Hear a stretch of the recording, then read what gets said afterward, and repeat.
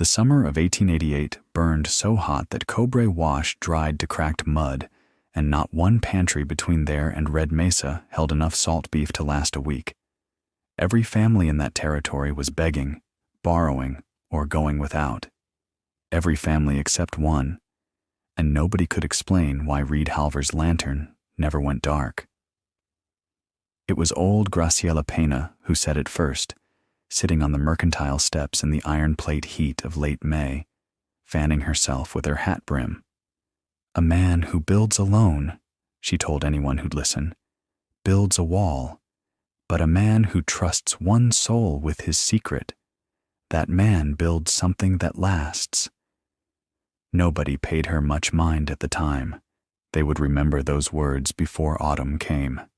Reed Halver had lived alone in the Arizona territory long enough that most of Cobre Wash had stopped trying to understand him. He was 42, lean as mesquite, with hands that bore the particular roughness of a man who worked without asking for help and without offering explanation. His cabin sat a quarter-mile east of town, back against a sandstone shelf where the ground stayed a few degrees cooler than the open flats. He'd chosen that spot deliberately, though no one knew why. What people knew was this: Reed was peculiar. He kept odd hours. His smoke shed was nearly bare in a season when every sensible man was laying in provisions. He had torn up his own cabin floor the previous October, the sound of his picks and spades carrying clean through the still desert night, and then sealed everything back over with fresh-cut pine boards like nothing had happened. He'd been hauling clay by lantern light for 3 weeks straight, and when his neighbor Amos Fletch asked what in the world he was building down there, Reed had looked at him with patient, unreadable eyes and said, "Nothing worth talking about." Amos told his wife. His wife told the feed store clerk. By March, a quarter of the town had a theory. Some said Reed had found a vein of copper and was hiding it. Others said he'd lost his mind after his older brother died 2 winters back, and this was grief gone strange. A few mean-spirited souls suggested he was simply eccentric in the way that bachelors sometimes get, all that silence eventually curdling into peculiar behavior. None of them were right. What Reed had done was watch. For 3 years he'd watched the sky, studied the grass height at Cobra Creek in July, counted the early departure of quail from the mesa, and read the particular dryness in the March winds. He had concluded, privately, and with the measured certainty of a man who had lost livestock to drought twice before, that 1888 was going to be a hard year. A very hard year. And so he had gotten to work. She came to his door on a Tuesday evening in late April, when the light was going copper, and the first real heat of the season was settling into the earth like a judgment. Lena Dage was 26, Apache, and she stood straight as a fence post on his porch step, with her chin level and her eyes direct. She did not knock timidly. She knocked the way someone knocks when they have already swallowed their pride and are simply getting through what needs doing. "My brothers haven't eaten since yesterday morning," she said. "I can work for food. I can tan hides, haul water, repair fence line. I'm not here for charity." Reed looked at her for a long moment. Then he opened the door wider and said, "Come in. I need to show you something." He stood over the trap door in his kitchen floor for a full minute before he opened it. Lena watched him. She had learned, in 26 years of navigating a world that rarely made space for her, to read the way a person's shoulders carried their thinking. Reed's shoulders said he was fighting something, not her, but something inside himself, some long-held habit of caution. "Whoever I tell," he said finally, not looking at her, "it gets out. Everything always gets out." "Tell me what?" she asked. He crouched down and pulled back the pine board. Beneath it, A wooden ladder descended into a low earthen room, the walls thick with packed clay, the air instantly cooler by 20 degrees. Lena leaned over the edge and saw it, barrel after barrel, sealed with wax, labeled in Reed's careful hand. Salt beef, dried corn, smoked venison, root vegetables packed in sawdust, enough to feed a household through a long, merciless summer. She straightened up slowly. "You've been doing this for years," she said. It wasn't a question. 3 years of building it. The clay lining keeps it cool enough. The wax keeps the air out. He paused. "I haven't told anyone." "Why not?" He was quiet for a moment. "Because the last time I trusted people with something I'd built, they took it apart before I could finish it." He said it without bitterness, which made it land harder. Lena looked at the barrels. She looked at the man. She was not foolish enough to pretend the offer was simple. Accepting it meant entering into a secret, and secrets in a small territory carried weight and consequence. There would be talk. There was always talk when a woman like her was seen at a man like Reed's door more than once. But her brothers were hungry, and underneath the caution she could feel in this man, she recognized something she trusted more than easy generosity. She recognized someone who had thought hard and worked harder and wasn't looking for credit. "Tell me what you need from me," she said. "I'm not afraid of work, and I don't gossip." For the first time, Reed almost smiled. They shook hands over the trapdoor like it was a business agreement, because that's exactly what it was. Lena would bring her brothers to eat from the stores 3 evenings a week, and would help Reed catalog, rotate, and reseal the remaining provisions. In exchange, she would say nothing specific to anyone about what she'd seen. Not yet. Not until they both decided it was time. Reed re-lid the trapdoor. Lena walked home through the cooling evening with enough dried corn and salt beef wrapped in canvas to last her brothers 4 days. And Reed, for the first time in a long while, did not feel entirely alone in what he was doing. Her younger brother Kai was 12 and curious in the particular way that smart, bored children in difficult circumstances often are. The third time Lena brought him and their brother Davin to Reed's cabin, Kai asked Reed directly, "Why did you dig so deep?" Reed considered the question seriously, the way he considered most things. "The earth remembers cold," he said, "even when the surface forgets." Kai turned this over, sat down on the porch step, and said nothing more. But he watched Reed the rest of that evening the way a student watches a teacher. May arrived with a particular cruelty. The creek at Cobre Wash dropped 6 inches in the first 2 weeks alone, and the cattle on Amos Fletch's spread began bawling in a low, constant register that set the town's nerves on edge. The mercantile's shelves started showing gaps. By the middle of the month, the gaps were not being refilled. Reed and Lena fell into a rhythm that surprised them both with how natural it felt. Mornings, she arrived before full light, sometimes with Kai, and sometimes alone. Reed would already have the inventory board out, a long pine plank he'd nailed to the wall inside the cool room, with every barrel and its contents chalked in neat columns. Together they would check the seals, check for moisture, check the clay walls for any sign of cracking where the summer ground expansion might let warm air seep through. It was careful, methodical work, and Lena was good at it.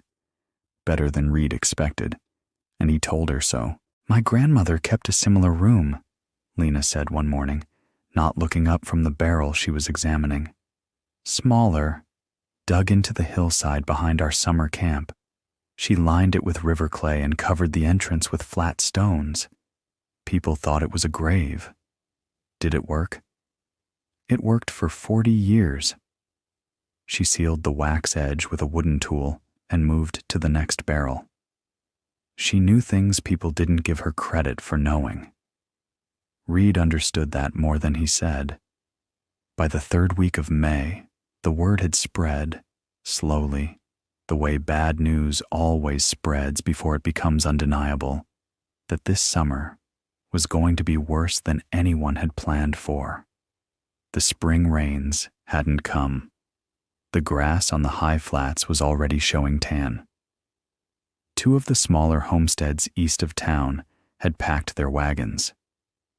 Lena and Reed began working evenings too, not adding to the stores.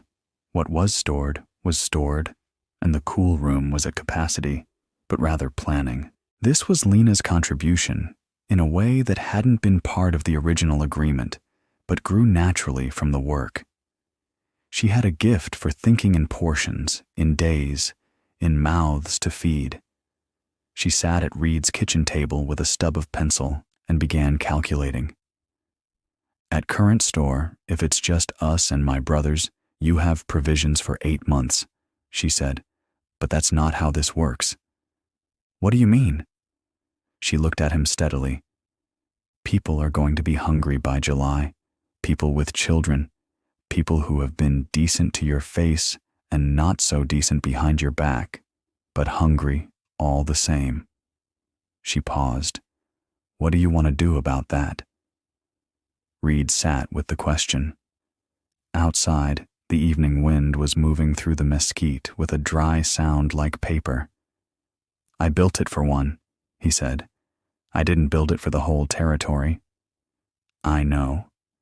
And if I open it up, it goes fast. I know that too. Another silence. Kai was sitting on the porch, scratching something in the dirt with a stick. Davin, 15 and quieter than his brother, was helping himself to water from the pump. Normal sounds. Good sounds.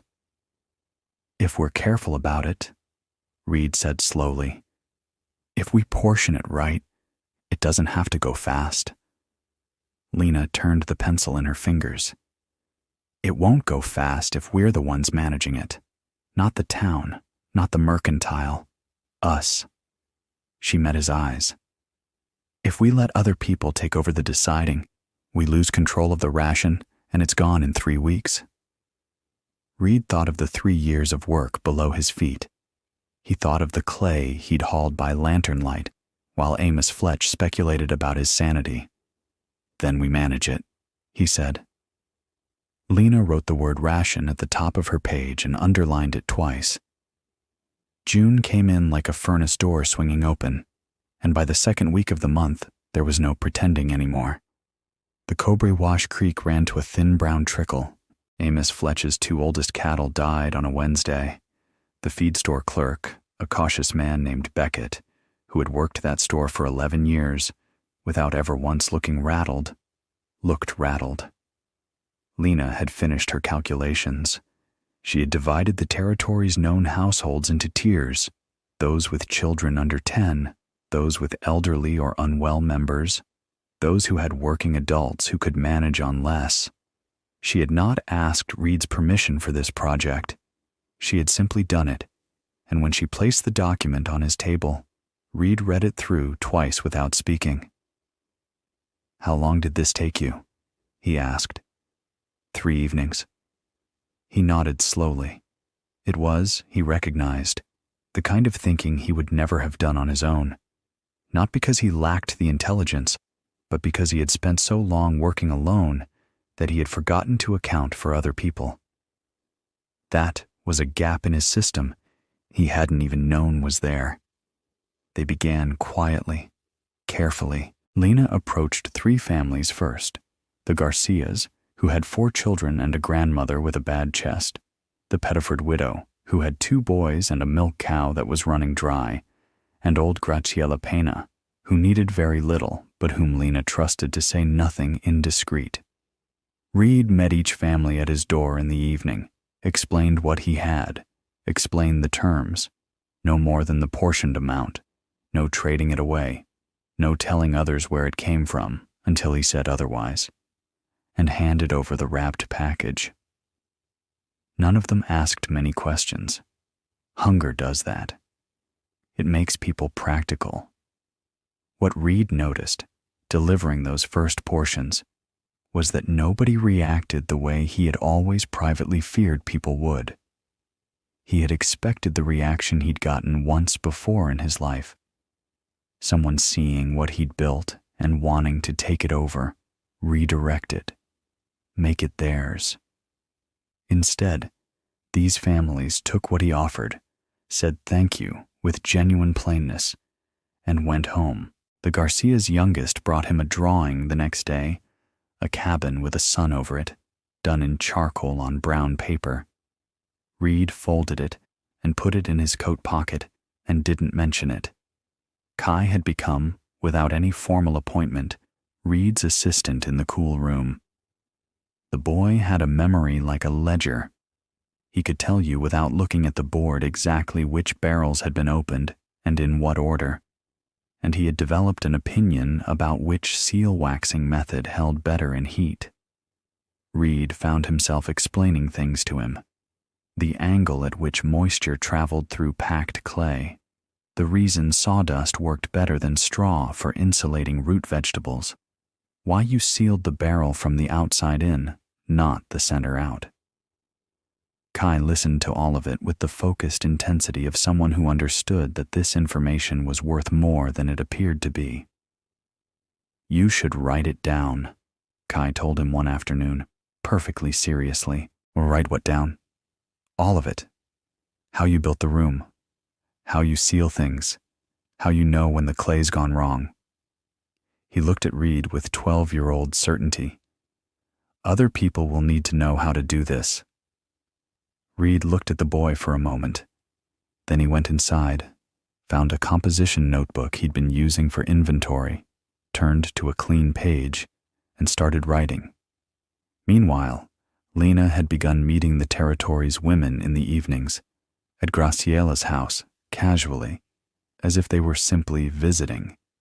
She was learning which households had what skills, what could be traded between neighbors without cash changing hands, what the next tier of need looked like if the dry season ran longer than August. She was, Reed realized when she told him about it one evening, building something he hadn't planned for and couldn't have built himself. A network. The last week of June brought a moment that shifted everything. Reed came in from checking the creek level, down to 8 inches now in a channel that ran 24 in a good spring, and found Lena standing at his kitchen table with a letter in her hand. It had come from Red Mesa, 12 miles east.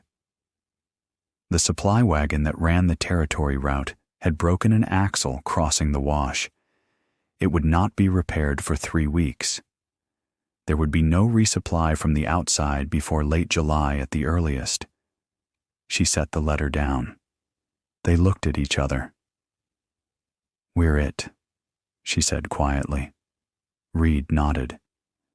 "Then we do it right." The news about the supply wagon spread through Cobre Wash by morning, and panic arrived with the afternoon heat. 3 men showed up at the Mercantile before noon, wanting to know about the territory's emergency reserves.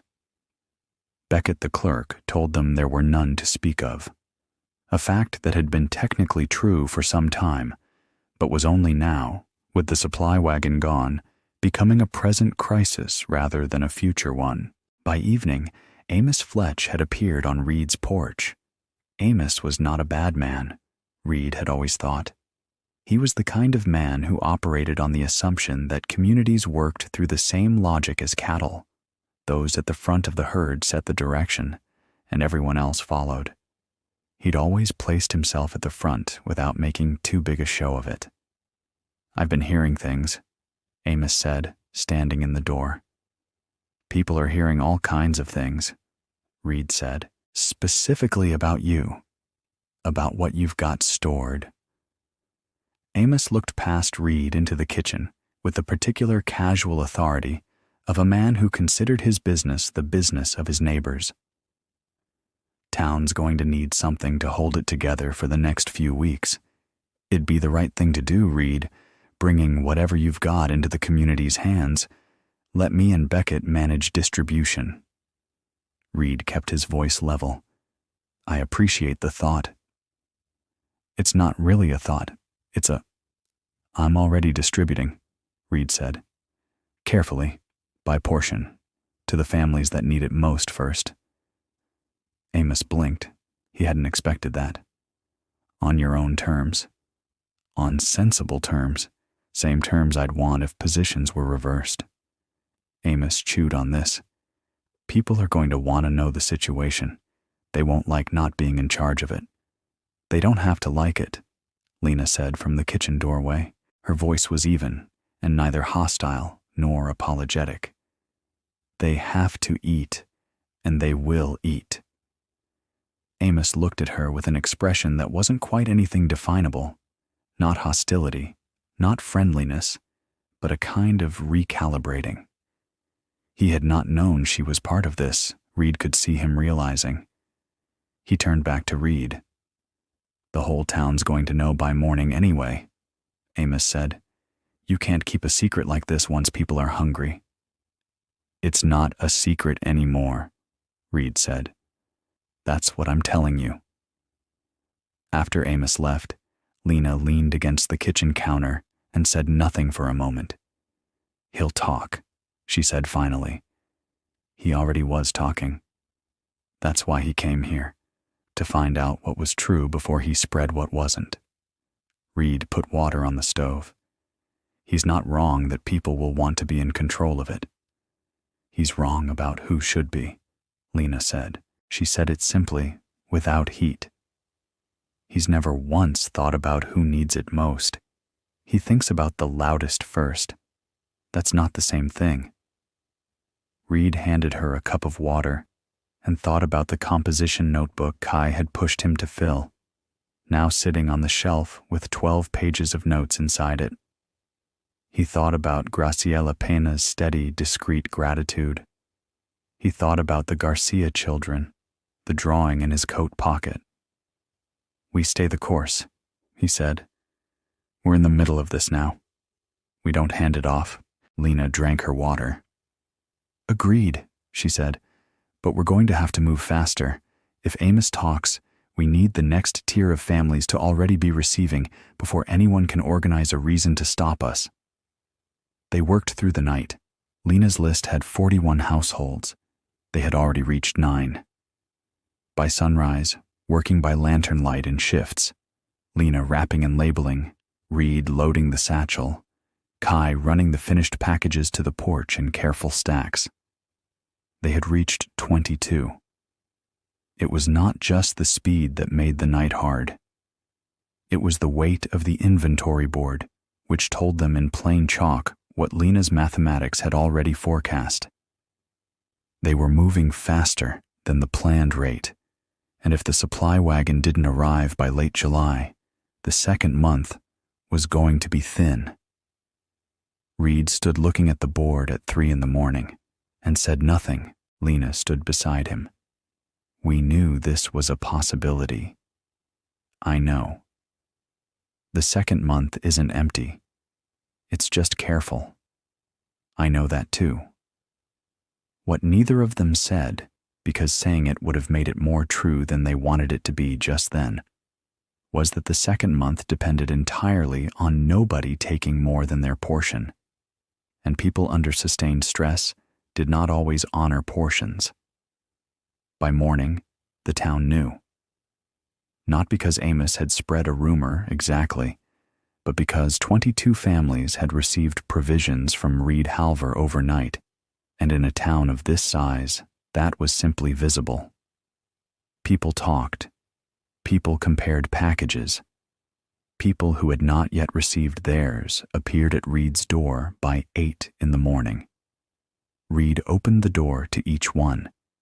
He was not unkind, and he was not weak. He explained the system, tiers, portions, timing, with the same patience he'd used when explaining clay angles to Kai. Most people listened. A few didn't. A man named Durst, who ran the largest cattle operation in the territory and had lost the least of anyone in the dry season so far, arrived at 10 with two of his hands behind him and an expression that was not precisely a threat, but was dressed like one. "I don't receive from a system run by a woman I don't know," Durst said. Lena was inside at the inventory board. She came to the doorway and looked at Durst with the same direct, unhurried gaze she'd had the first evening she'd stood on this porch. "You don't have to receive from us at all," she said pleasantly. "I've noted your household in the third tier. That's those with the most resources to manage on their own. We assumed you'd be fine without prioritized supply." Durst's jaw moved. "If that assessment is wrong," she continued, "I'm happy to revise it, but the system doesn't change on account of who is running it. It changes only if the need changes." One of Durst's hands, a younger man who had been watching Lena with a thoughtful expression, said quietly, "Seems fair to me, boss." Durst left without taking anything and without making any further point about it. He came back that afternoon, alone, and accepted the standard Tier 3 portion without comment. Reed didn't say anything about it. Lena nodded once and noted it in the record. That evening, exhausted in a way that lived behind the eyes, Reed sat on the porch and looked at the sky, which had been flat and blue and merciless for weeks. Kai came and sat beside him. "Are we going to have enough?" the boy asked. Reed considered giving the easy answer. He decided against it. "We'll have enough if everyone holds to the portions. And if they don't?" Reed looked at the boy. "Then we figure out what comes next. Same as always." Kai nodded, satisfied. He had begun, Reed noticed, carrying the composition notebook everywhere. On the 14th of July, Reed lifted the last fully sealed barrel of salt beef and found the clay beneath it wet. He stood still for a long moment, lantern in hand, looking at the dark stain spreading through the packed earth. Somewhere in the far corner, a seam had failed. The cool room's temperature had climbed 3 degrees. 2 barrels of dried corn were soft. He came upstairs and sat at the kitchen table and did not move for a while. When Lena arrived in the morning and saw his face, she didn't ask what happened. She came inside, set down her bag, and sat across from him. "Show me," she said. They spent an hour in the cool room, silent except for the work, pressing, checking, lifting. The damage was real, but it was not catastrophic, which almost made it harder. A catastrophe gave you a clear edge. This was ambiguous. 2 barrels of corn, gone soft. 1 barrel of beef, questionable. The rest holding. Reed sat on the bottom rung of the ladder and calculated. With the adjusted inventory, the second month was no longer thin. It was a question. "I should have checked that seam weekly," he said. "You checked it twice weekly."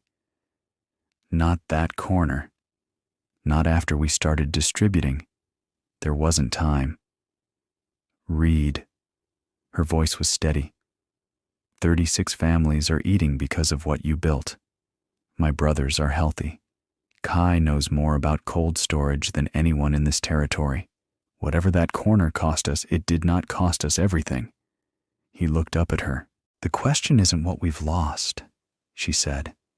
"The question is what we do next. And I think you know the answer. And I think it scares you because it means telling everyone the real number instead of the comfortable one." He was quiet. "Telling the truth about the shortage," he said slowly, "means trusting them to hold the portions anyway." "Yes," Lena said.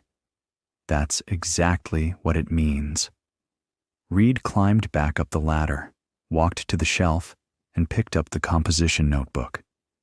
He sat down at the kitchen table and opened it to a clean page. "Tell me the exact figure," he said to Lena. She told him. He wrote it down. Then he wrote down what each family's portion would need to become through the end of August.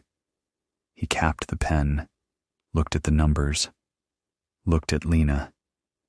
"I'll call a meeting," he said. "We'll call a meeting," she said. They held it at Graziella Pena's house because it was the largest, and because Graziella had, without anyone formally deciding it, become the kind of neutral ground that people trusted. 40 people crowded into her front room and spilled onto the porch on a Thursday evening, and Reed stood at the front of it, feeling more exposed than he had felt in 20 years. He told them everything. He started from the beginning. The 3 years of watching and calculating, the lantern-lit nights of hauling clay, the weeks his neighbors had speculated about his sanity while he was laying up provisions against exactly what was happening now. He told them about Lena coming to his door and the decision they'd made together. He told them about the system they'd built and why they'd built it the way they had. And then he told them about the seam failure and the adjusted numbers, and he watched 40 faces receive that information. Nobody panicked. That surprised him. Amos Fletch, standing near the back, nodded slowly. He looked like a man revising an internal opinion that had been wrong and had the decency to know it. Durst said nothing, which from him was approximately generous. It was Graziella who spoke first. "So what do the portions look like?" she asked. Practical, direct, exactly like her. Reed nodded to Lena, who had the board. Lena stood up and walked through the revised numbers with the same clarity and patience she'd been applying to everything for 2 months. She didn't soften the reduction. She didn't dramatize it either. She explained how the adjusted portions through August gave every household a sustainable level, less than anyone wanted, more than nothing, enough to get through if they were careful. The shortfall is about 12 days of full rations across all tiers, she said. We close that gap partly through the reduction and partly through what I've been calling a trade circle. She explained it. For 3 weeks, she'd been cataloging what each household had in skills and secondary resources. The woman on the East Road with a working garden, whose beans had survived the heat. The Pettiford widow, whose milk cow had recovered somewhat with supplemental feed. 2 families who had smoked fish from early spring still in their larders because no one had thought to ask. None of it was enough on its own. Combined and coordinated, it bridged the gap. What Reed watched happen in that room was something he did not have words for at the time, though he would try to find them later in the composition notebook. It was the moment when a group of people who had been receiving stopped and became people who were participating. Hands went up. Offers were made. Old Graziella produced from her back pantry a cured ham she'd been saving for a special occasion, and announced that this was apparently it, which produced the only laughter of the evening. Kai sat in the corner with the notebook on his knee, writing everything down. The meeting lasted 2 hours. When it ended, they had a full resource map of the territory through August, a revised distribution schedule that every household had agreed to, and 3 volunteers, including Amos Fletch, to Reed's private astonishment, who had offered to help Lena coordinate the trade circle's logistics. Reed stepped out onto Graziella's porch into the cooling night and stood there for a few minutes alone. Lena came out after him. They stood side by side looking at the dark territory, the stars enormous and indifferent overhead, the air still carrying the day's heat, but with the faint promise underneath it that nights were starting to shorten. "You did that," he said. "We did that. The trade circle was yours. The foundation was yours. You can't build a second floor without a first floor." She paused, and I couldn't have walked into that room the way I did without the 2 months we spent working together first. People trusted the information because they'd seen it working. Reed turned this over.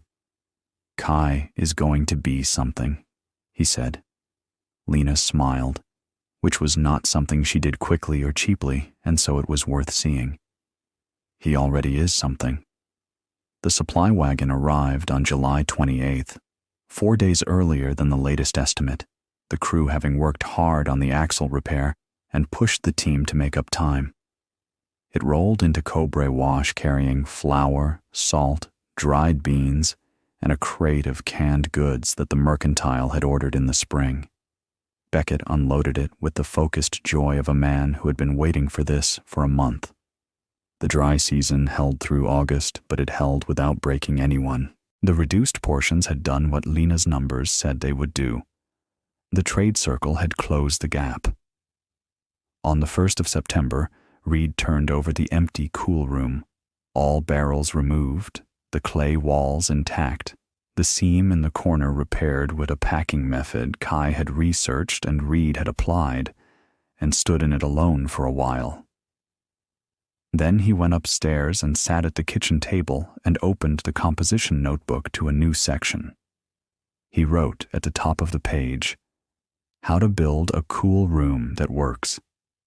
Below it, over the next several days, he wrote everything: the clay ratios, the ladder placement, the seal methods, the temperature monitoring, the inventory rotation. He wrote it clearly and practically, the way he would have wanted someone to write it for him years ago, before he had to figure it out alone. When it was finished, 31 pages, Kai came to collect it. "I'll copy it out clean," the boy said with absolute seriousness. "And then we make more copies." Reed nodded. "That seems right." Lena was at the table, starting a new list, a planning document for a larger cool room, a shared one, that could serve the whole territory going forward. She had already spoken to 4 families who had suitable ground and were willing to host it. She looked up at Reed across the table. "Ready for the next thing?"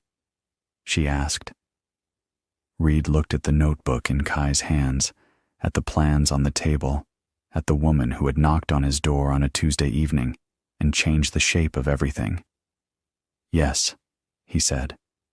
By October, the shared cool room was half built beneath the old church lot, its clay walls going up in the particular patient way of things built to last. 12 people worked on it each Saturday, including Amos Fletch and his oldest son, including Durst's young ranch hand, including Graciela Pena, who was too old for the digging, but managed the lunch supply with absolute authority. Kai walked the perimeter with a measuring string and a notebook, checking the angles. Lena and Reed worked side by side without talking much, which by now was its own kind of language. The lantern Reed carried cast a warm circle around them both,